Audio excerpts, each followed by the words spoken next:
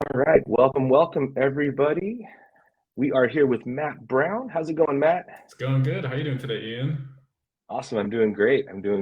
Well, today we're going to be having a really great webinar. Matt, just to give you a quick intro, and we got some folks on here as well. Looks like we're getting a good turnout. So welcome everybody. So if you can just give us a thumbs up in the chat or something for those people here, make sure everyone can hear us, see us. That would be super helpful. Awesome. Thanks, guys. Cool. Well, just to give you a quick intro, Matt. Matt Brown is the content manager at MemberMouse. He's also a conversion coach, a full stack conversion specialist, an email deliverability expert, all in one.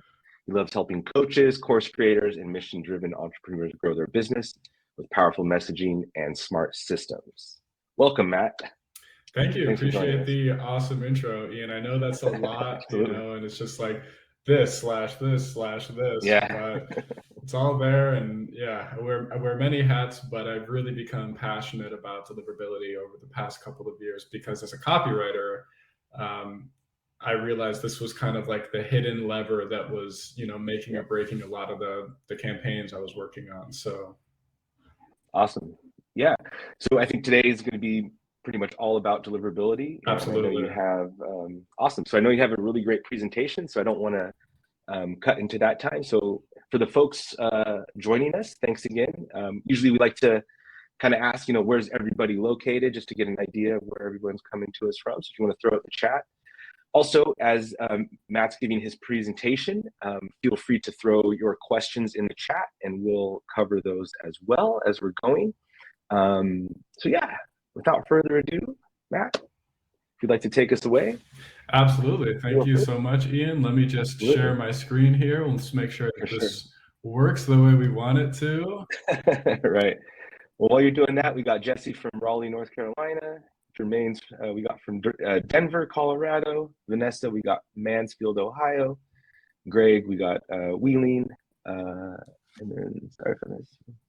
Yes, we will be sending a recording out. We are recording that and we will be sending it out as a replay. So can you guys see my screen?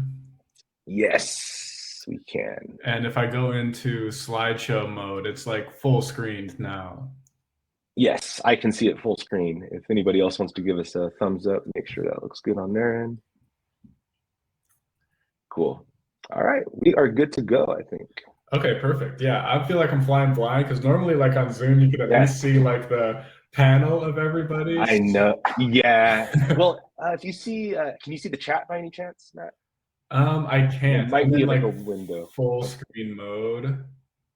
gotcha. There might be like a window or something that you can see on your end. But anyway, I'll monitor the chat for us. And Yeah, if you monitor the chat and just read out any questions, that's the thing I cool. wanted to say before we get started is that, we're going to start high level, but then we're going to get into the technical weeds pretty quickly. So if you have questions about anything, I'm more than happy to pause and address those versus waiting until the end. We'll obviously have time for Q&A at the end, but anything that comes up, in the middle of the conversation, Ian, if you just want to say like, hey, Matt, happy Sure. to dive into that. So Love yeah, it. I'm Matt. Like Ian said, I kind of summarize myself as I'm like a full stack conversion specialist. So I'm a copywriter and a marketer. And like I said, I've become really passionate about email marketing, specifically deliverability over the past few years, just because I worked on a bunch of launches that did well. But the more I dug into them, uh, the more I realized that there was sort of this thing that was hindering a lot of the results, and that if it was solved, we could have done a lot better with what we were working on. So that's what this presentation is all about, is about how you can optimize your own email deliverability and ensure that you're getting maximum visibility on all of your emails. So let's dive in and kind of talk about why any of this matters in the first place. I think a lot of people, at least a lot of the clients I work with and people I talk to, when they think about deliverability, it's kind of this afterthought. You sign up for ActiveCampaign or ConvertKit and you write your welcome sequence and all of your lead magnet automations and you send out your campaigns, and at the beginning, things can be going well, but then as your list grows and things become more complex, you can see a lot of people I know see that the results, start to go down, and that over time, as the promotional filters become sort of more intense and more nuanced, that more of their messages are going to the promo tab, sometimes the spam tab, depending on their reputation, and that's really decreasing the visibility of their messages, and everyone's just kind of getting lost in the sauce of the promo tab where emails go to die. So mastering deliverability matters because when you have things set up correctly and you understand the process for testing email placement, you will have full control over where your emails land. So right now, if you're struggling with emails that go to the promo folder, there is hope, and there are specific things that you will learn in this presentation that will show you how to get your emails out of the promo folder and into the inbox and keep them there. And so you'll learn testing methodologies that I use to know where your emails land before you send them.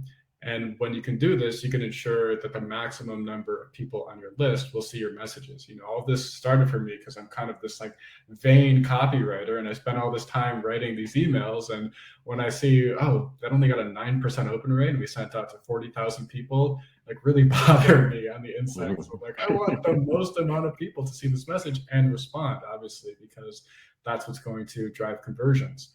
And if you're a copywriter or any other type of marketer that provides services to clients, I found that there's such a huge need for this, that if you can master these skills and create a bundle of a deliverability service, it's a really great add-on that you can use to double your fees or provide as a special service to people. So this all got started for me, like I said, with a successful launch that still haunts me. And this was a launch for a membership site that I wrote all the emails for. And this was right when I was making the transition from being just sort of a Google Docs copywriter, where it's great, here's your 12 launch emails, hand them off to the team and they take care of everything else. I was making the transition to the person who was not only writing the emails, but building the automation inside ActiveCampaign, setting up the tagging and the goals and all of that. And so because of that, I really had full visibility into how my emails were performing in real time, versus just kind of getting a report from the entrepreneur, the business owner afterward. That's launch went great. We made this amount of money and people seem to like the emails. That was kind of all the data I was getting before. And once I started looking at, how all of these emails were performing in real time and where they were placing, I realized, wow, this is a big problem. So just a quick look at this launch that sort of sparked the whole deliverability journey for me. It was for a financial membership site. We added 103 new members at $200 a month. The full launch list, the segment that we were launching to, was just over 11,000 people. And at the end, when I kind of did the postmortem on the campaign, I noticed that the engaged segment was only about 4,500 people, so about 40% of the list, and that 60% of these 11,000 people didn't open a single email throughout the entire campaign. And so this was what kind of started setting off the alarms for me, and that there was an even smaller segment of hyper engaged people that didn't end up buying at the end. And so this was really what started, me looking into this. And when I looked back at the campaign, I was able to see, okay, these are some of the core emails from this launch. And, these aren't awful open rates, but they were really low, especially for a group that we had defined ahead of time as people we knew were going to be interested in this. And so, going back and looking at how the ecosystem, the ActiveCampaign environment was performing before the launch, I noticed, okay, there's some really big red flags here.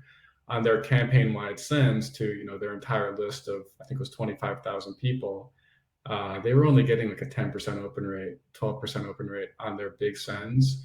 And I just didn't know enough at the time to know that this was because emails were landing in the promo tab and not going to the inbox.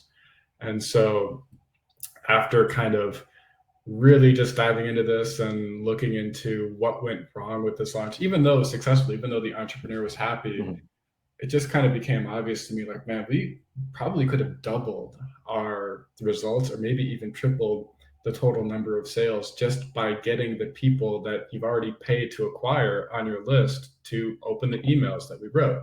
Like I said, this is where like the vain copywriter inside me kicked in. It was like, I poured my lifeblood into these emails, and a minority of people actually read them. And so, for the next 2 years, I really wanted to crack this nut and figure out what is going on here. Why is such a small percentage of the emails actually getting open? What's causing our emails to go to the promo folder? What do the results look like if you get someone out of the promo folder inbox? And since then, I've been able to kind of solve all of these problems and develop systems for them. And what I've noticed across all of the people that I work with, and most of them are in a similar field of sort of the knowledge entrepreneur, selling courses or education or expertise or coaching, that we're able to boost their open rates by up to 50% by getting inbox placement. So if you were previously getting a 20% open rate, then getting into the inbox can get you up to 30% and sometimes even higher, depending on how bad things were beforehand. So I'm grateful to share everything that I've learned with you now in this presentation. And yeah, let's kind of dive in. This is awesome. A quick look at what's possible. These are just some snapshots of, open rates from campaigns before we solve things. So anywhere from 7% open rates up to 22% open rates, for people that are using ActiveCampaign.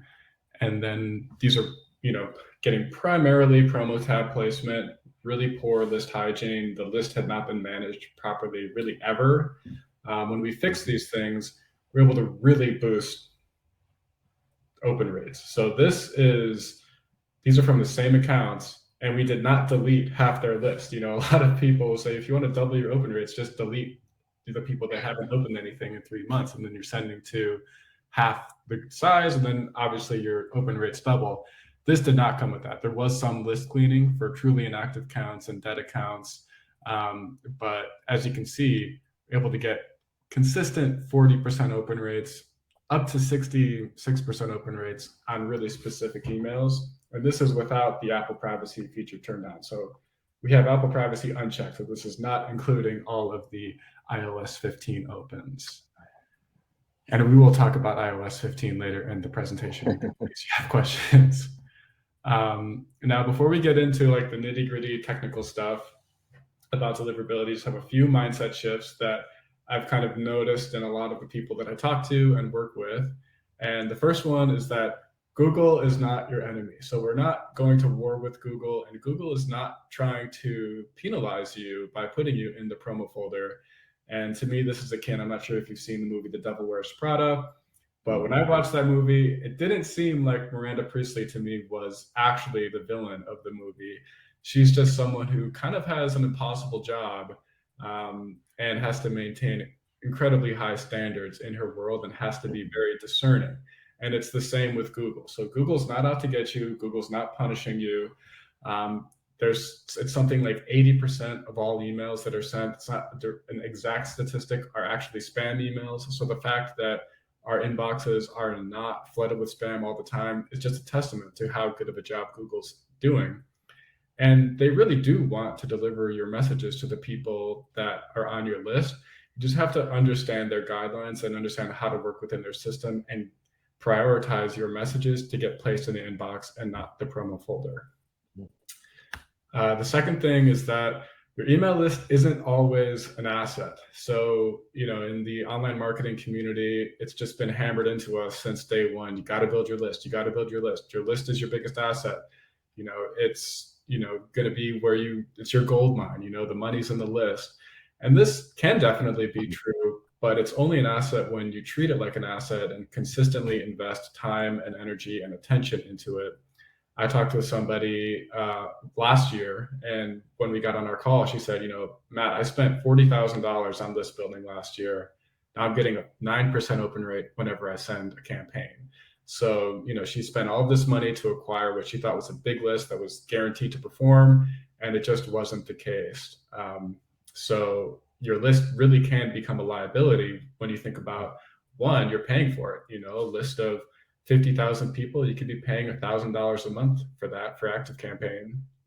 And if you're not able to reach the people on that list, and if you're not able to expose your offers to them and get them to buy or be interested or reply, then there's really no point in having them on the list. So that's just a mindset shift as well. And the next one I like to kind of impart to people is that the way to think about your list is like a garden, not a garage. So the tendency I see with people is that they treat their list like this garage. It's like this storage place. All their contacts are in there, and they only go and they only, you know, go into the garage when they need something or they want to find something. They got to store something somewhere. The thing about garages is that, you know, stuff gets lost, stuff gets rusty, and the same is true for your email list. If you treat your email list like a garage, just as this place that houses all this stuff until you need it, then the list is not going to perform the way you want it when it comes time to launch or when it comes time to introduce a new product. So I encourage people to think about your list like a garden, and it's something that you're consistently spending time in each day, devoting attention to and care and watching how things grow and evolve in there, and then responding in real time. If you've got a patch of weeds that come up, we're taking care of those weeds. If you have unexpected fruit growing in some area, you want to be able to know when that's happening so that you can capitalize on the opportunities there. And if we're using, you know, a robust email marketing tool like ActiveCampaign, all of this stuff is really easy, and you can set up systems to notify you of things that are developing, both good and bad, in that environment. So now we're ready to dive into the specifics of deliverability. Before we do, does anybody have any questions? Ian, are we all good? Like I said, I can't see anyone, so I kind of got my blinders. Right. Yeah, so I think you had already touched on it. Actually, it was funny because Jesse in the chat asked, "Are these pre or post iOS 15?" And then you had mentioned right after he chatted that this is post the change of iOS 15, correct? The numbers were post iOS 15. So I had the option inside ActiveCampaign to include the iOS 15 reporting, but I always turn that off because there's no way to tell what percentage of those Apple opens are true opens and which ones are just the Apple Mail triggering the pixel. So those numbers did not include that, any of them in before or after. You know, when you have it turned on, it can look like you have great results. Oh, I got a 50% open rate. You turn it off, it goes down to 20%. It just depends on what percentage of your list is using iOS 15 or 16, has Apple Mail, has their phone plugged in at night when you send the email out, so on and so forth. Right. Yeah, and I think one thing that I wanted to reiterate for our viewers that you said earlier is that, you know, your email list is sort of like a garden, right? You got to nurture it and build it up. And it also sounds like, I mean, at least in your experience, that, you know, just having a big list doesn't necessarily mean you're going to have a profitable list. Exactly. It doesn't. Having a big list it's more likely that you'll have a profitable list, but you could have a list of 40,000 people, or you could have a list of 20,000 people, and it could produce the same amount of income when you launch a product or if you sell evergreen products. It just depends on if you're able to reach people with your emails. Yeah. Obviously, if people aren't seeing the emails, they're not going to take the action. Exactly. Cool. Yeah, I don't see any other questions in the chat at the moment, so I think we're safe to proceed. Cool. So there are 3 levels to email deliverability as I see it. You have the core level, the content level, and then the connection level. The core level is what we'll talk about first, and that's really all the technical things that impact where your emails land and whether or not you're able to get priority placement for your messages. So the tech stuff, the core level, it really starts with, and just a side note, I'm really talking here about prioritizing placement for Google. All of the accounts that I work on, 80% or more of the list are using Google products, so either Gmail or Google Workspace. Obviously, there are some people that use Apple Mail. There's some people that have Hotmail and AOL and Yandex, but I'm talking about prioritizing placement for Google, because that is going to yield the biggest results for most people. If your list is like a corporate list or like a B2B list and is 80% Outlook, some of these principles will still apply, but in practical details, it may look a little bit different in terms of optimizing emails to land in the inbox in a corporate account on a desktop Outlook tool for a company, something like that. So one of the things that has the biggest impact on where your emails land is what's called domain reputation. And so this is a score that Google gives your actual domain, the domain that you send from, an ActiveCampaign, a ConvertKit, or MailChimp, or Drip, or whatever it is. And having a low or medium domain reputation, that's going to put you almost for sure in the promo folder. If you have low or bad, you can also land in spam, depending on some of the things that you're doing with your emails.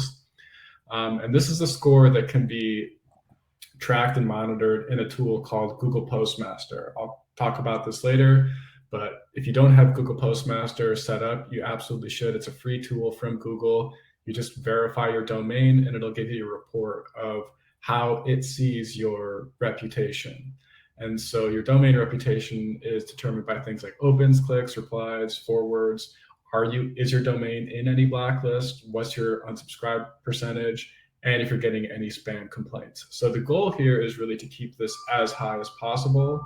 And if you're doing things like cleaning your list, you have good sending practices, you're sending relevant content to people, you're not spamming people, most of the time you're going to be able to stay in high. If you've been unwittingly making mistakes with your emails for a long period of time, you could be in a medium or low area to begin with. This is definitely something to check. But as long as you're a reputable business and a reputable person, you can usually restore your reputation in about a month or two just by doing a few things, which we'll talk about later. So that's the first thing. Second thing is your IP rating. And so depending on the size of your list, I know SegMetrics customers are some of the most advanced people in the world of online marketing. So it's possible that people have 100,000, 200,000, 300,000 person lists here, and that they're using a custom sending IP with their ESP, so that they have a dedicated IP, in which case it still applies, but it's not exactly the same message. Most people, if you're under the 100,000 contact limit, are just using the shared sending IP from ActiveCampaign or ConvertKit or any of these tools. And so your IP rating, if you have a shared IP, you can't see this in Google Postmaster because you don't own the IP, but it is the actual IP address that sends your messages. And so just like your domain, your IP will have a rating and reputation that's low, medium, high, and your IP separate from your domain can also end up in blacklists. So we'll talk later about how to check if your domain or IP is in any blacklists. And if it is in any blacklists, your IP, you can contact the ESPs like ActiveCampaign and have them move you to a clean sending IP. A lot of times, this is kind of one of the low-hanging fruit. Simply getting on a new IP can really improve your deliverability. So the thing about a shared IP is that it's similar to shared web hosting. On ActiveCampaign, you're going to be assigned an IP that sends out your email addresses, and there are thousands of other people and other accounts that use that same IP.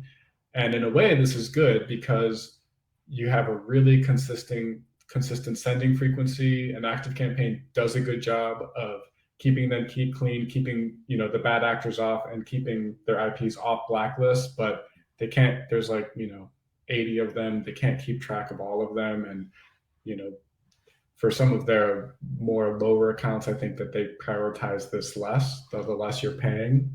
So it's important to check this on your own and to see where you are, because it's possible that you're on a shared IP that has some bad actors on it, or that is in a few blacklists, and this is going to impact your placement, even though you're sending from a different domain. So this is kind of like, if you have a custom domain, it's like living in your own house. You're in charge of everything. You maintain everything. You're responsible for replacing the roof, so on and so forth. Being on a shared IP, like with ActiveCampaign or any of these tools, it's like living in an apartment complex where the quality of life in the building is really determined by the people that live there. But when there's a major problem, like the roof has to be replaced or all the windows need to be cleaned, the HOA is going to take care of that for you. An ActiveCampaign is the HOA, and they do a pretty good job. But like I said, if you are in any blacklists, you'll want to contact them and ask them to move you to a clean one.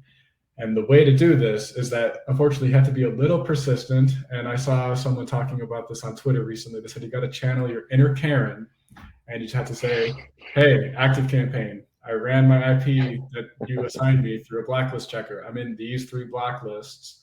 Can you please move me to a clean IP? And they're going to escalate that ticket to the deliverability team. The deliverability team is going to run a bunch of tests, and they're going to say, we ran a bunch of tests, and none of your emails were undelivered because of these blacklists. Therefore, we think you're okay to stay there. Then you just have to go back and say, no, I'd really like to be assigned a new IP. And if you just ask nicely enough times, they will do it for you. So if you have more questions about that, you can reach out to me. And here, this is where you can see, like, if you open up a one of your emails that you send or that anybody else sends. This is one from Tiago Forte, Building a Second Brain. You can see that the IP that sent this email was this one. And you can plug that IP into a tool like MX Toolbox, which we'll talk about later, and see if you're in any spam lists or blacklists. So that's what that looks like in practical terms. And then the third thing is kind of this weird combination of the domain reputation and the IP reputation. And I use this image because it is this is a nebulous term. This is not a term that Google has really defined. Much like SEO, the same algorithms that are reading and ranking and crawling and analyzing our websites, they're doing the same thing with our emails. And I'm sure that Google has different algorithms for emails versus your website, but they are looking at things like, what is the total percentage of all of your emails that you send out that are promotional? What is the total percentage of promotional language that you use in your emails, in your subject lines? What percentage of people are opening? What percentage of people are not opening, have never opened, have never clicked, have never gone from your email to your website? And this goes into your sender reputation that is linked to your actual email address that you're sending from, your from address. So a lot of times, if you are landing in the promotional folder and you just find yourself stuck there, what I recommend doing is seeing if you have any like baggage, bad sender reputation baggage associated with that specific email address. If you can't get any message to land in the inbox, try creating email alias for that account. So if you're using an email like support@SegMetrics.com, all those messages go to promo.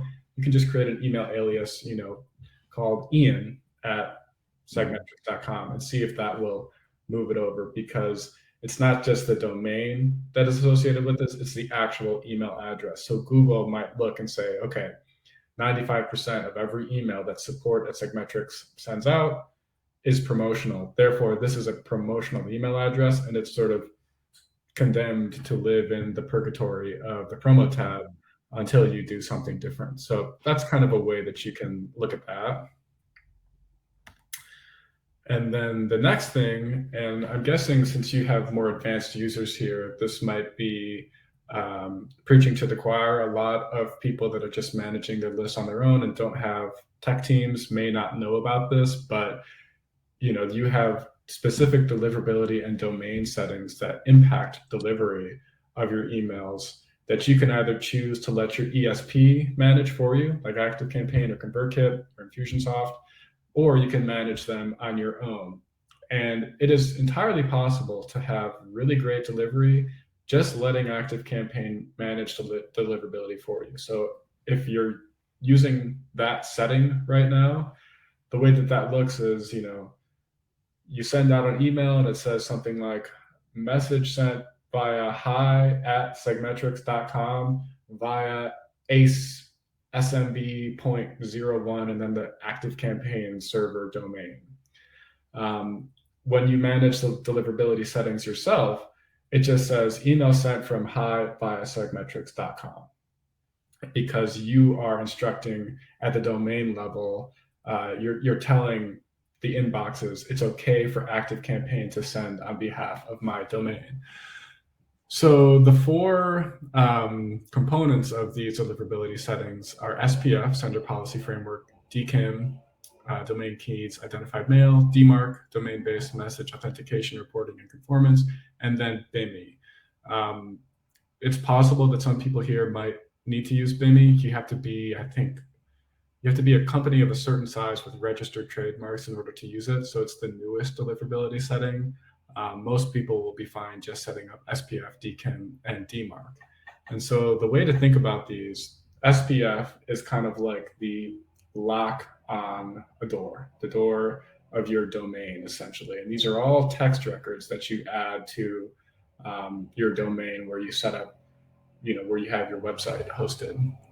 This could be GoDaddy or Namecheap or wherever you have your domain hosted. And so the SPF record defines who you are allowing to send email on behalf of the domain. So if we look at this specific record, we can see that the SPF record is instructed to include Google. So any emails sent from your Google Workspace account are authorized. Include EMSend1, which is ActiveCampaign, and then include Help Scout. So if you use a support tool, you'll need to set this up for all of those tools. The thing is that if you do want to set all of this up manually and take control of it, because it does have a positive impact on your deliverability, you have to define the SPF for all of the tools that you use. I've made this mistake a few times early on, which is, you do an analysis of all the tools that send email on behalf of the domain. You add Google, you add ActiveCampaign, you add Help Scout, you add Bonjoro, maybe you add SegMetrics. I'm not sure if you have that feature. And then you define this. When a tool attempts to send email on behalf of your domain that is not authorized, it will fail the records we'll talk about later, and it'll be marked. It'll either go to spam or it will be undelivered. So if you forget that, oh yeah, we use Kajabi to send out, payment authorization or, recurring billing reminders, you have to add all the tools that send email on behalf. So make sure you catch them all. The next setting is called DKIM, so domain keys, identified mail. And this is like the key, literally the key. It's in the name. And each tool will give you a DKIM record to add to your domain. And so when SPF and DKIM really work in harmony with each other, because the inboxes are checking to see, okay, does ActiveCampaign with this domain key exist in the SPF record? When it happens, it says, okay, this is an authorized email and it's okay to send. If you don't have the DKIM record set up, it will fail and it'll be marked as spam or undelivered depending on your DMARC record. So this is the next thing. DMARC is like the alarm system on the door. So if somebody attempts to break in who doesn't have the key, DMARC is going to tell the inboxes to what to do with these unauthorized messages. So with this specific DMARC record, we have the policy set as quarantine for both the main domain and any subdomain. So what quarantine means, there's three settings that you can have. You can either have P equals none, P equals quarantine, or P equals reject. And so quarantine means that if any tool that's unauthorized to send email on your behalf attempts to send an email, quarantine will send it to the spam folder. And when you set this up, if you set up a reporting address as well, if you have a big list and a well-known company, a well-known brand, there will be people that are attempting to spoof your domain. And that's one of the things that can tank your deliverability faster than anything. Like if there's spammers out there that are attempting to send email on behalf of your brand that are actual spam emails, those, and if you don't have a DMARC policy set up with the quarantine and reject policy, they'll be delivered unless they get filtered out by some other spam filter from any of the inboxes, and people will report them as spam. So that'll show up in your domain rating and bring down your sender reputation. And so with a quarantine policy here, it'll send it to spam, and then with a reject policy, it will just not deliver the email at all. Won't even send it to spam. when you first set this up, I recommend setting a none policy for like the first 2 weeks, just to make sure that you've caught all of the tools and you don't forget, oh yeah, we use SendGrid to send out these transactional emails from the WordPress site when somebody sends in a contact form. That way you're not unintentionally sending your own emails to spam, and you can keep track of any domains that are attempting to send email on your behalf that may be bad actors, like true spammers out there. So this is what like a DMARC reporting dashboard looks like. I like the tool DMARC Digest. It's owned by ActiveCampaign. Ideally, someday it'll just be an included service that you get when you pay for ActiveCampaign, but right now it is a separate tool. And basically, if we look at this reporting address here, so RUA equals mail to this email, dmarkdigest.com, it's going to send a report from every domain and IP that sends email on your behalf, and this tool will tell you if it's authorized or not. So this is a really great account, very clean, 99.9% compliance, only 120 are quarantined. So, you know, there are things that there are people and tools and bots out there that just attempt to send email on your behalf. And it's really a good idea to keep an eye on this. And so if you read like the emails for this presentation, I think one of the bullets was how to get the blue checkmark equivalent on your email. And the way to do that is to manually set all. I think we froze. Response. Okay. Half of some other tool. Matt. Uh-oh, we lost Matt. Oh no. Might have to hang out a couple minutes. Hey Matt, if you can hear me, I think we lost you. Keeps cutting in and out. Technology, huh? All right, well, while we're waiting for Matt to jump back on, yeah, so in the chat, let us know of any other tools you might be using to enhance your deliverability. And yeah, we're always interested to know that sort of stuff. Looks like Matt's trying to jump back on. Uh-oh. Let's see, try to troubleshoot this here. Oh, there we go. Hey, Matt. Yeah, all right, we're back. Sorry about that. And of course, they just had to start mowing the lawn right now. So I apologize if you can hear these loud leaf blowers and lawn mowers out there. Yeah, they're always right at the opportune time, right? Sorry about that. No worries. Yeah, so while we were getting you back on, I asked some folks to just kind of put in the chat, you know, where if they're using any sort of services or products, you know, to enhance their deliverability. So we're kind of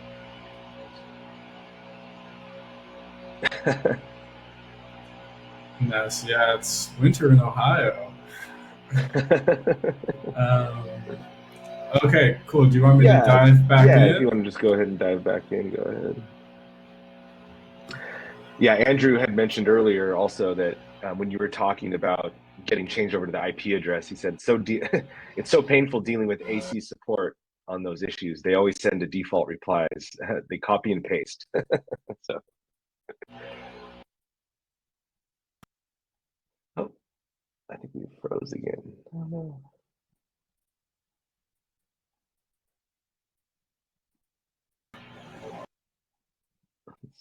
Oh, I think we lost him again. No.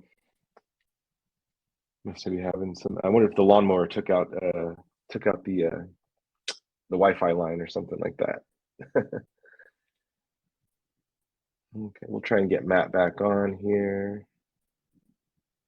Let's see. Sorry about that. I think the lawnmowers are messing up my Wi-Fi. Yeah, I just said I wonder if they cut into the line or something by accident. This is what I think it is. I think the Chat GPT is just breaking the whole internet right now. Everyone's bandwidth is really low. Yeah. So that's my theory. No worries. But yeah, it is. Maybe I'll just leave it as this just to make sure I don't get disconnected again for right now. But yeah, it can be super frustrating to deal with. You know, I love ActiveCampaign. Totally. Don't get me wrong. We use it every day here. Yeah. Great tool. Great support usually. But when you need anything that's above tier 1 support, you kind of got to like shove your way into the room a little bit. Right. And, you know, I've discovered some secret Calendly links that you can get booked with the Deliverability tool. I'm sure they do not want me giving those out.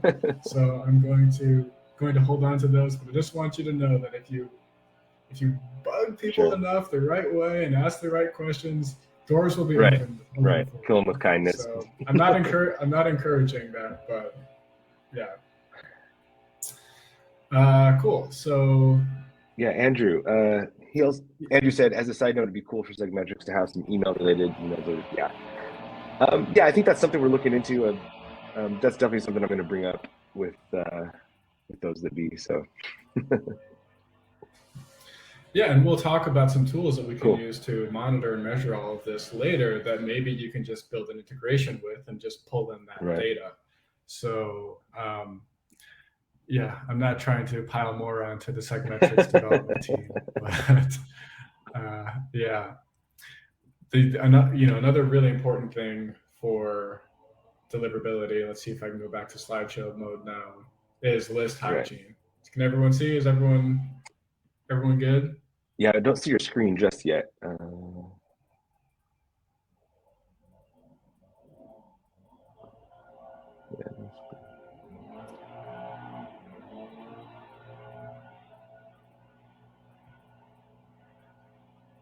How about now? Oh, there we go. Now it's pulling up. Yep. Okay. I'm just going to leave it like this for now. I hope everyone is not bothered by this. Is list hygiene. So when you send to disengaged contacts, and no matter the size of your list, you're just going to have a segment of your list that's disengaged. When you consistently send to people who do not open, it's a really negative signal. So let's say that when you send out campaign-wide emails, you're sending out to 25,000 people. You do a little bit of data digging in ActiveCampaign, you can just run a report that says, show me every contact who has never opened an email, never clicked a link, never visited a web page. And that's going to pull up maybe 5,000 people out of that list. If you look back at their history and they've been sent emails for 2 years, 5,000 people that have been sent emails for 2 years and have never done anything. Maybe they signed up with a dummy account that is actually active and doesn't bounce. That's a really poor signal. And for most of the people, for a lot of people, there can be a big disengaged segment. Maybe not, truly disengaged like that, but you run into problems and you get prioritized more in the promo folder when a big chunk of your list or a big chunk of your sends are not engaging in your emails in a meaningful way. So it's really important to ensure that all of your contacts are opening and ideally clicking at least one email within the first 30 days on your list. And there's a great tool that will actually tell you this report. It used to be called Deliverability Dashboard. I think it's now called Email Smart. I think it is still free. And you just integrate it with ActiveCampaign and it will pull up a report for you that shows you what percentage of your list is disengaged, what percentage did not open in the first 30 days, and then those people can be put into a reactivation automation if you have one of those. And I learned this specific technique for this from a guy named Jason Resnick. Got to give credit where credit is due. I follow him on Twitter and I watch his YouTube videos. He's great. He's a ConvertKit expert. And what he does is he creates this really smart probation automation where it's just tracking in the background from the date of subscription when somebody comes onto your list. After 30 days of being on your list, have they opened an email, clicked a link, or visited a web page? If no, then you can choose to either unsubscribe them if you want to have a really aggressive stance, or like we talked about earlier, you can have that automation add them to a reactivation sequence that will either give them the opportunity to stay on the list or unsubscribe. And so that's kind of the behavior-based side of list hygiene. The second side is just doing a purely objective list clean. So what I like to do is I like to use a tool like Emailable or Clean 13, where minimum once a year, ideally quarterly, depending on the size of your list and how many new leads you're bringing in each month, what your ad spend is like. You use one of these tools, you just export your entire list, export your 30,000 contacts, import them into Emailable. It will run a report and it will tell you which are deliverable, which are undeliverable, which are high spam complainers, which are problematic accounts, maybe some spam traps. And then I typically just remove all of the undeliverable accounts, the spam traps, like the catch-all email addresses, which at times can be as high as 7% of the list. You can run this report and say, okay, 93% of the list is deliverable and 7% is not, or is potentially a problematic email. So that's just a great way to keep your list clean and going, just from a purely objective standpoint. And then, we already talked about this. I may have jumped the gun on this a little bit. Just really monitoring the behavior of the people on your list. And many people that I work with when I first log into their ActiveCampaign account, they just have the standard part 1, part 2 engagement tagging automation set up. And that's not quite enough. And there's some gaps that exist when you're just relying on these automations. For example, if you're just using the standard ActiveCampaign engagement, part 1, part 2 engagement tagging automations, it's taken for granted that somebody's going to do something to be put into this automation. So the automation typically starts the way most people set it up, with email opened, link clicked, web page visited, so on and so forth. And if nobody does any of those things, they'll never be put into the automation that says recent activity, engaged, disengaged, inactive, and then puts into the unsubscribe automation. So what can end up happening, especially if you have a really high lead flow, is that all these people that never do anything sort of become this sediment on the bottom of the list, because they're never going into these engagement tagging automations, and they're not being put into the unsubscribe automation. So I like to set up custom fields that get updated every time someone opens an email, clicks a link, visits the web page, engages in any meaningful and measurable way. And then you can just run these quick reports that says, show me everyone whose date of last email open is 90 days in the past or before, or is last week or in the future. And so you can get a much more granular idea of when are people engaging, when are they not engaging, and then take action from there. Yeah, I ran a poll just now actually and said, how often do you clean your list? 60% of the people on here said every 1 to 3 months. Another 20 said 3 to 6 months, and then the other 20 said 6 to 9 months. But luckily, we don't have anybody that says I've never cleaned my list. So. Is this SegMetrics users? Yeah, so these would be all. So this is the live poll on Demio right now. Yeah, cool. So I know you can't see the chat, but it's part of that chat feature. So we've got some advanced people on here. Yeah. I maybe should have adjusted this presentation a little bit, No, this is but good. the information is still there. Can you still see my screen? I think I'm safe to go into full screen now.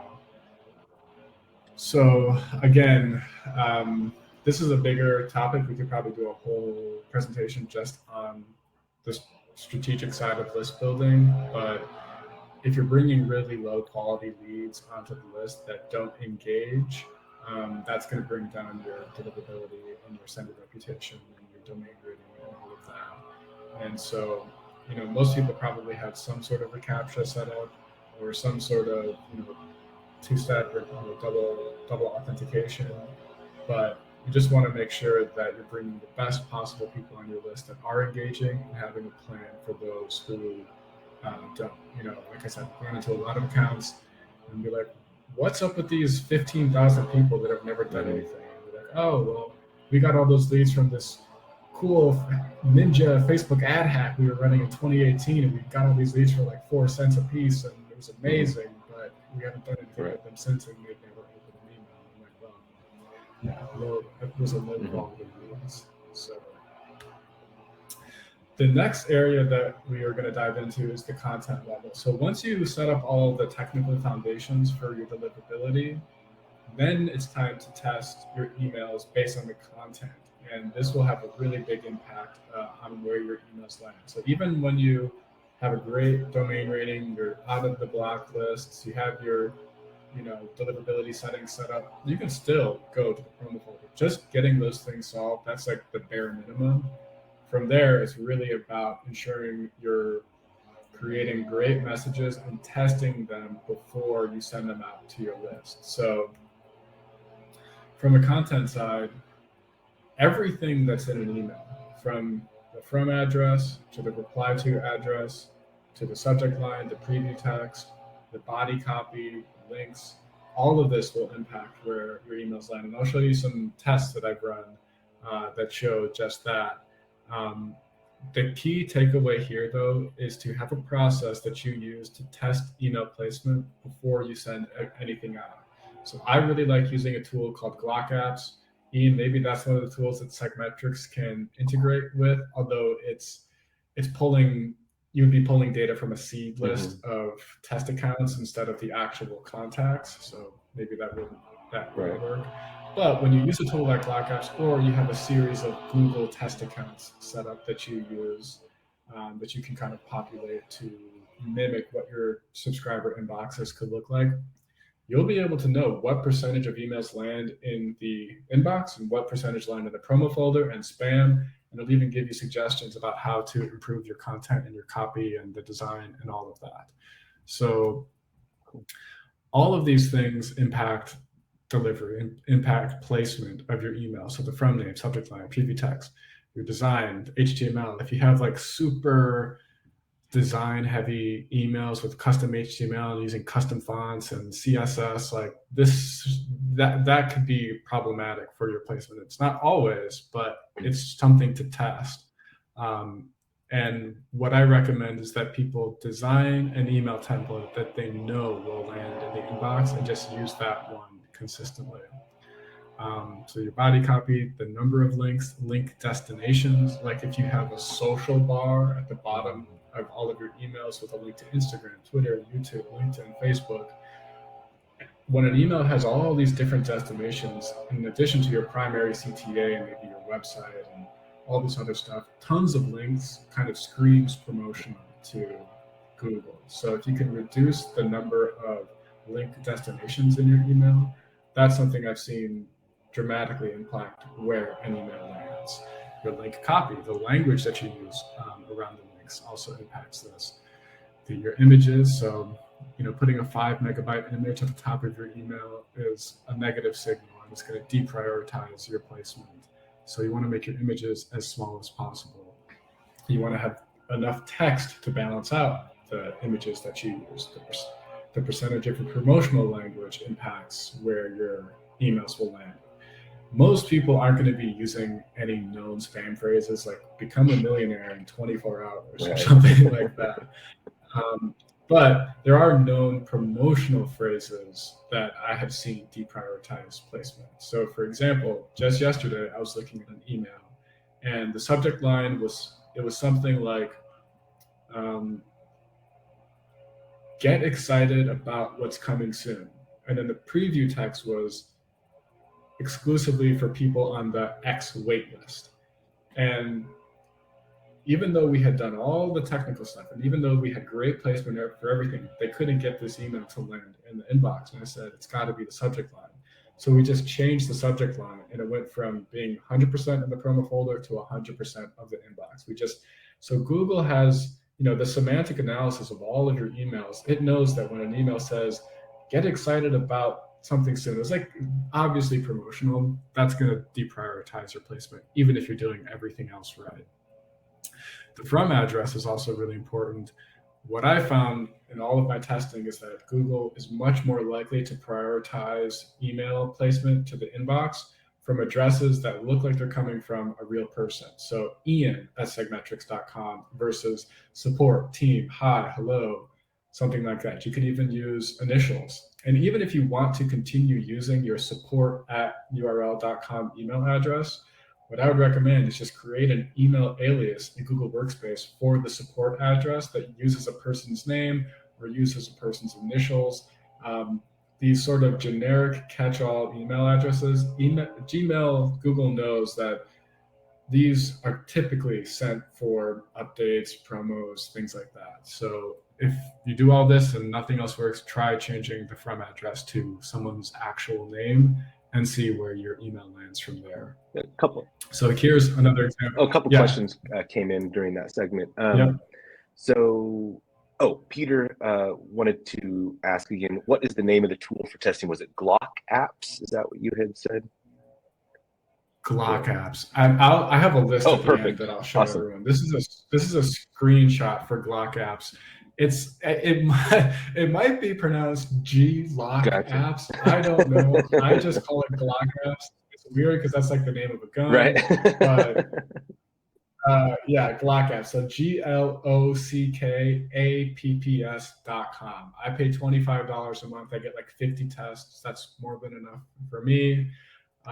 They do have like the full deliverability suite with like DMARC reporting and stuff like that. I just use it for placement, and it is like the one of the like 5 indispensable tools I use every single day. Cool. So this is just an example of this. This email was sent out: get first dibs on these limited edition prints. Obviously promotional. When we tested it, it delivered 100% to promotion. So we had a good SPF record, clean IP, everything else was good, but it has this seed list of, and the other great thing about Glock Apps too is it's not just Google, it's every inbox, essentially every major inbox from around the world. So Yahoo, AOL, Google, Hotmail, Yandex, Zoho, like all these different email addresses, it's testing. So it'll give you a top level report at the top that says, okay, you went 40% to inbox, 40% to promo, 20% spam or unknown or whatever. But since I'm mainly just prioritizing for Gmail, that's the one that I'm looking at. This email, get first dibs on these limited edition prints, 100% to promo. When we changed the subject line to what I've learned from my highs and lows and added even an emoji, people think emojis and subject lines are bad. They're not necessarily bad. It has more to do with the content that's around it. Same exact email. Nothing else changed about the email. The email had images, it had links, it was a promotional email, it was selling a product, went 100% to the inbox just from changing the subject line. So this is why you have to test everything. Google doesn't have a list of how they prioritize, all the aspects of an email in terms of their algorithm placement. I think that the subject line is weighed more heavily than other things like text to image ratio or percentage of promotional language, but everything works in concert together. And if you're going to start somewhere, start with the subject line, and you can just change the subject line to test and test it. If you can get the message with a test subject line to land in the inbox, then okay, there's something wrong with the subject line. If test subject line still goes to promo, then something's wrong with the content. You can kind of go from there. Again, another report, this is just a closer look at, how this sort of thing works. An email, 100% to promo, even though you have a great sender score, passing SPF, 0 blacklists. I forget the exact example of this, but this could be an image. This could be the formatting of the email. This could be the link changes where the email goes. So this is probably the thing we'll want to talk about most at the end with Q&A, because this is really the core of this process, is just testing emails before you send them and knowing where they'll go before you send them out to your main list. A note about images. You just want to make the images as small as possible. And so if you have a really visual brand, I know that this can be painful. You have beautiful photography and you want to put that 2.3 megabyte image right at the top so it has the best definition. The thing is that you don't need to have an image that can fit on a TV in an email that's most likely going to be read on a phone. So you want to make them as small as possible. I aim to get emails below 100 or images below 150 kilobytes.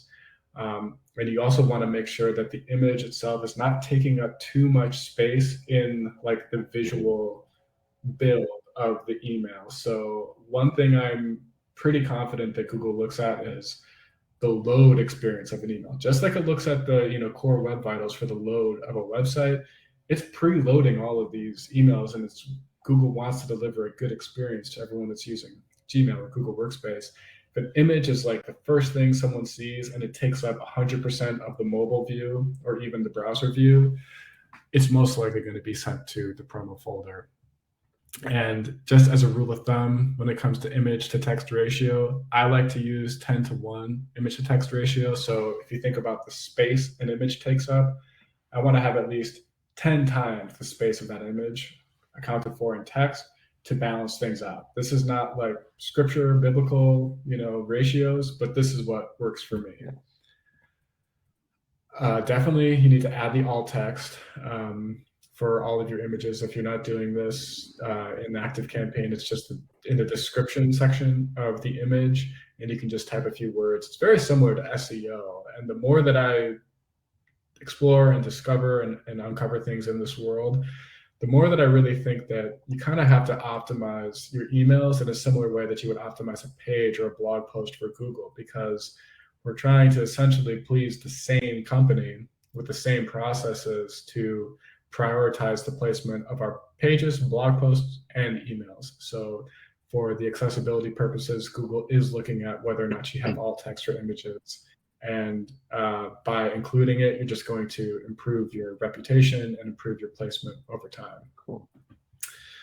A word about Bayesian poisoning. Like, I'm sure nobody here is doing this, but because the percentage of promotional language in an email is a factor for placement, some people will recommend, just add a bunch of random text at the end or in a hidden table somewhere to balance that out. So if you have a closing email, super salesy, very, lots of links, lots of urgency, and Google deems this 100% promotional, well, if you add 2,000 words of random text somewhere else in the email, you technically can balance that out. But I think Google is watching this, and they eventually will penalize people for this. So it's better to just naturally improve your reputation without trying to brute force this. If you really need more content to balance out the promotional language in an email, I recommend creating a super signature, which can include information about your mission statement or who you are or your values. A great example of this is the Dr. Bronner's soap bottle. It's full of text, but it's kind of all valuable in a weird way. But it's also not exactly designed for people to read. So if you just get a bottle of Dr. Bronner's soap, look at it and think, okay, how can I apply this same thinking to my emails at the bottom? And you can write out your 10 core beliefs or your 3 core values or something like that. That's a value add for your readers, and that Google isn't going to look at as spam. So there's that. And then the last thing that really impacts deliverability is kind of like the pyramid. This is the thing at the top. I think my theory is that this really does have the biggest impact, and this has to do with the relationship your audience and your list has to you. So instead of relying on subject lines and preview text to get your emails open, what you really want to do is start shifting your thinking to, how do I become somebody that people are eager to hear from and want to hear from and can't wait to open their emails? I just pulled up a few examples. I don't know if you recognize any of these names, but Liana and Shanti and Joanna Weeb, Andre Chaperone, Miles Beckler. I always open these people's emails. It doesn't even matter what the subject line is, because they're people I want to hear from. So if you can think about building a relationship with your list where you are becoming someone they're eager to hear from in their life, eventually you're not going to have to worry about any of this other deliverability stuff, because the people on your list will just be opening and responding and clicking and replying and all of that. So I think now we're moving into the testing component. Does anybody have any questions before we do that? Yeah, a couple questions came in here. So Greg had asked, can Curious how you find time-based info on active campaign subscribers. Time-based Yeah. info? Is that like date subscribed? I'm guessing so. Greg, if you want to throw a little more. 30 days active. I think about them being 60 days active, etc. Yeah. So the way I would do this, well, first of all, active campaign is recording when a contact is created, and it's also recording when somebody is subscribed to your list, because you can have accounts created, like if you're using their CRM feature, without them being subscribed. So I really look at like dates subscribed to your main or master contact list. So the way I would measure this is that I would just set up an automation, like this 30-day probation automation that says automation starts when contact subscribes to master list. So that's what triggers the start of the automation. Wait 30 days. Next step, check. Has contact opened an email, clicked a link, visited a web page? If so, end automation. If not, put them into a re-engagement automation or notify you or unsubscribe them. It just really depends on how aggressive you want to be and how many more steps. Like at that point, if you've sent somebody 15 emails over 30 days and haven't opened them or clicked or visited a web page, the answer probably isn't going to be more emails. So you might want to unsubscribe them or just check to see what's going on with them, put them into a list cleaner, verify the email, something like that. So that's kind of how you look at time. But ActiveCampaign is measuring most of this stuff at the basic level, and then you can create custom fields for anything else that you want. You can create a custom field that says, how many emails has somebody opened?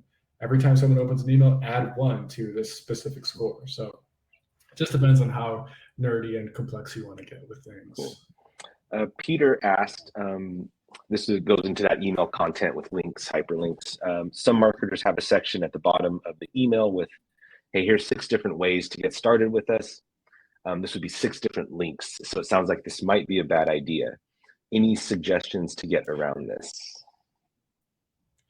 It might be a bad idea. Again, it depends on like all the other things too, like your reputation and how clean your list is and how engaged people are. If you can get an email with 6 or 7 links to land in the inbox and you're just testing it, then it's not a problem.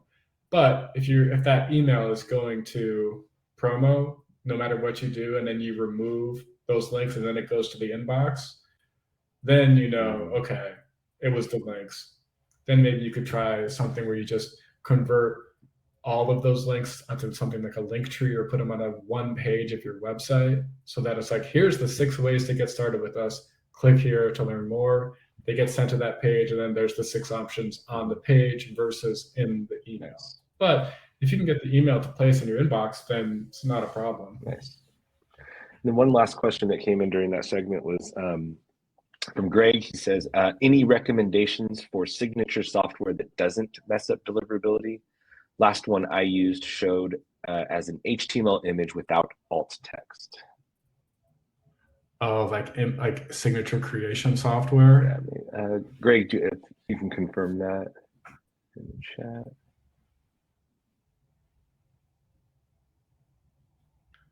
Yeah, he says. Yeah, I would recommend against using any of those. Like if you're using like an email plugin that's like, I don't know how this would work exactly, if it's manually inserting it or if you're just copy pasting it. I would just recommend designing the signature in your email template itself, an ActiveCampaign or ConvertKit. ConvertKit, I think they have that new tool, Palladio, where you can design HTML image templates. And then you can add the alt text if you want. I would just do it in the tool you use and not rely on a third-party tool, because that's the sort of thing that really can get people into trouble. Cool. Well, those were all the questions thus far. Sweet. So this is a way that you can learn to test your deliverability and to give credit where credit is due. I learned this from Troy Erickson, who I think you guys know and have done some work with. He's been on one of our webinars in the past. Yeah. Great guy. Great guy. I love him. I've learned a lot from him. So I just gotta pay my respect where respect is due. This is an ingenious method. If you want to test your deliverability, because it can be hard to know where the exact problem is. Do you have a content problem or do you have a technical problem? A great way to test this is to go into ActiveCampaign or ConvertKit and try sending a Google document in an email. Now, when you do this, you have to make sure to turn off all link tracking, because the way these tools work is that ActiveCampaign and ConvertKit, they're going to convert the Google document link into an ActiveCampaign link that's similar to a redirect that will then track the information based on whether it's clicked or not. So you need to turn off link tracking so that the actual docs.google.com/whatever is displayed in the email. If there's any email that Google wants to put in the inbox, it's a personal email from someone using one of their products, Google Docs. So if you can send this out, just use a very generic subject line like test. If you send this email out to some of your test accounts or to Glock apps, if it goes to the inbox and all of your other messages are going to the promo folder, you know that you have a fine enough reputation, a good enough technical foundation that that's not the problem. What you have is a content problem with the specific emails that you're sending out. And that could be related to design, that could be related to your images, that could be related to your content, but you at least know that the issue you need to solve is related to your content. It's not related to your email or your domain. If, however, you do this and you send a test email with a Google Doc, it displays like this in the inbox, and it goes to the promo folder still, then you know you have a technical problem or a reputation issue that you need to solve. So this is like a great litmus test to do, is just see what the problem is and go from there. Does anybody have any questions about that? Because this is like, if you were going to do one or two things after this call, I would recommend doing this for sure. Yeah, nothing's popped in the chat just yet. With that.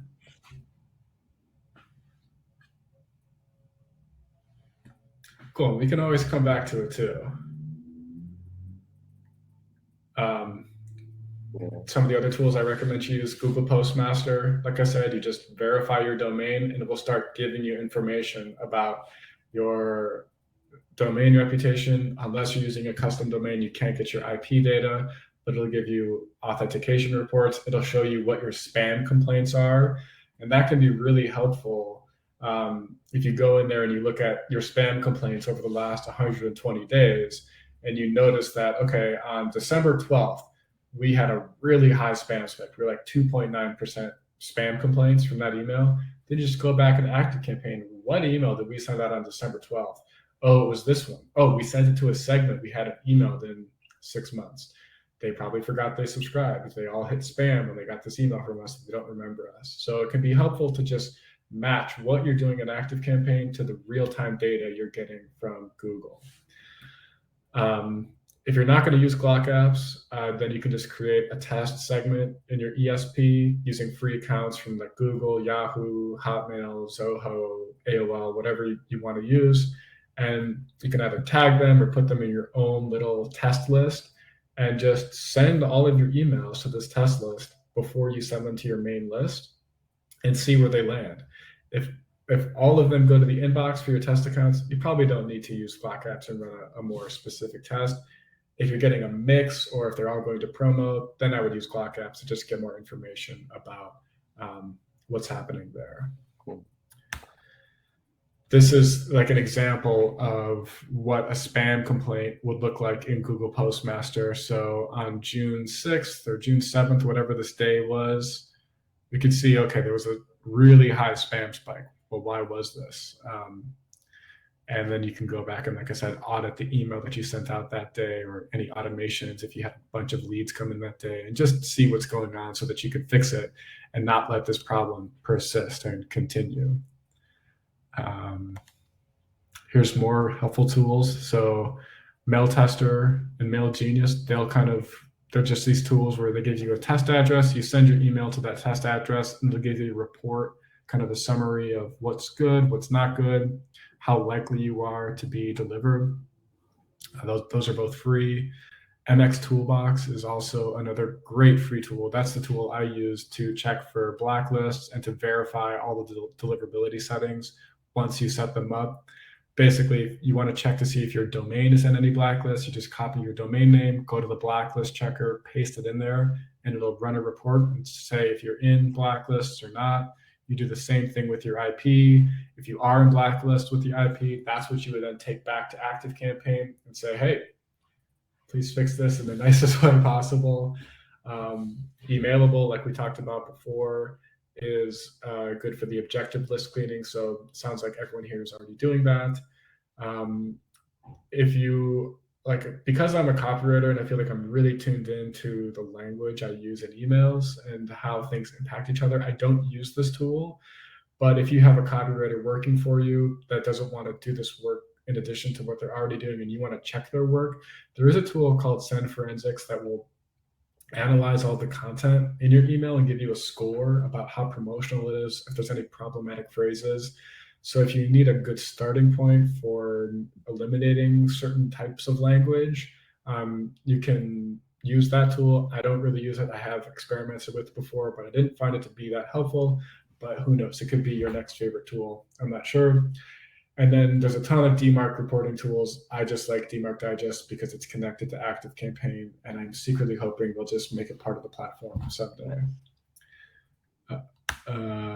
Yeah, that's it. So we're in the Q&A section. I realized I went longer than I thought I was going to. All good. Well, we still have people in attendance, so that means that people are engaged. So I appreciate it. Yeah, a couple questions just came in during that last segment. So Jesse is asking, I recently opened a Gmail account to use as test email to see where emails are going for profiles that have no interaction with our website. The emails went straight to spam. Is that because the Google profile has no history of going to our webpage or store, or indicative of a bigger deliverability issue? Postmaster score looks good, metrics look okay, trying to determine if I'm looking at a bigger issue. That's a great question. So what tool are you using to send to that Google account you just opened up? Like this Google account that you just opened, is it like a Google Workspace account that you're sending from, or is this just a test email address that you're using like ActiveCampaign to send to? He just replied with Klaviyo. Klaviyo. Okay. And the message you send from Klaviyo is going to spam in the test account. Sending from Klaviyo to Gmail email, yes. Okay. Well, let's take a look. Would you want to pop your domain in here and we can just look at it real quick? Ooh. No worries if not. I can talk about it in a more practical level, but we can actually just check right now to see if you have any incorrect settings set up, which could be doing that, because something that could be sending your email to spam, if you have a good Postmaster rating, is like we talked about, incorrectly configured. Yeah, no worries, Jesse. Incorrectly configured SPF, DMARC, or DKIM records. So I would start there and I would just check to see, is it going to spam because it's failing DMARC? So here, I can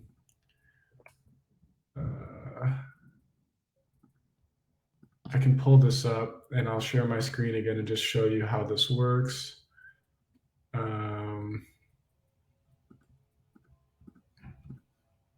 Let me just clean up my embarrassingly cluttered inbox real quick. Okay, can you see this? Not quite yet. Oh, there we go. Now it's popping up. Okay, so this is one of my test accounts. And I'm just going to pull up this email. This will be a really fast way to check. So if you were doing this, Jesse, for your own email and you want to figure out, troubleshoot what the problem is, pull up this email here and then click these three dots over at more and then hit show original. And then it's going to tell you if it's passing SPF, DMARC, or DKIM and DMARC if you have DMARC set up. This person that I got this email from does not have, they're still using ActiveCampaign to manage their deliverability, so they don't have a DMARC record. If you do, it will tell you if it's passing or failing. If you're failing any one of these, SPF, DKIM, or DMARC, that would be a surefire reason why you're going to spam. If it's not that, then you're going to want to look more at like the list hygiene and sending practices and stuff like that. Cool. Awesome. We have Andrew, who says, I have a separate Outlook related question. A friend of mine is on ActiveCampaign. Their SPF DKIM are all correct and set up through their own domain name. Google Postmaster Tools reports their reputation is high. We've been following best practice for the last 3 months. Outlook and Hotmail is still blocking any emails from being delivered to them when it comes from his domain, both in Glock apps and our test emails. Do you think this could be an issue where they are on a bad IP range? I think it's possible that it could either be an IP related issue or a domain related issue. It depends. This is something I have noticed with Hotmail. I will be completely transparent. I'm not a Hotmail deliverability expert or an Outlook deliverability expert, the Microsoft products, but I have had accounts and domains that didn't get delivered to Hotmail accounts. And when I looked into it, it was because Outlook was saying that the domain needed to be registered, like with one of their systems. And I think that the reason that this was happening for this account was because the domain was really new and it wasn't Outlook or whatever crawlers they have, Bing, I don't know if it's Bing that's doing it, hadn't had enough time to verify that URL. And so it was just blocking it automatically. Outlook specifically, I know because they're used for these big internal emails, is very wary of external emails going to the inbox of their big corporate accounts. It could also have to do with the specific company that's associated with that Outlook account. So I don't know. I wish I had a better answer for you. It could be IP related. I would check to see if there are any blacklists. It could be domain related because the domains could be in an Outlook blacklist, which would also cause that problem. I would just investigate it and then reach out to ActiveCampaign support if you don't get any answers there. Awesome, Matt. Well, yeah, he says that helps. I think the IP is on a blacklist. I'm going to try that. So very cool. Don't forget, channel your inner Karen. There you go. Yeah, in a nice way, I think, right? You mentioned in the nicest Karen, yeah, the nicest way nicest Karen way at all. Yeah. Cool, Matt. Well, yeah, that takes care of all the questions that looks like are in the chat. Yeah, great. I've lots of knowledge, lots of knowledge bombs, as Andrew says. So thanks for that. And yeah, great presentation. I definitely learned a lot, that's for sure. And I know our viewers did as well. And like I said at the beginning, we're going to be sending out the replay to our entire list.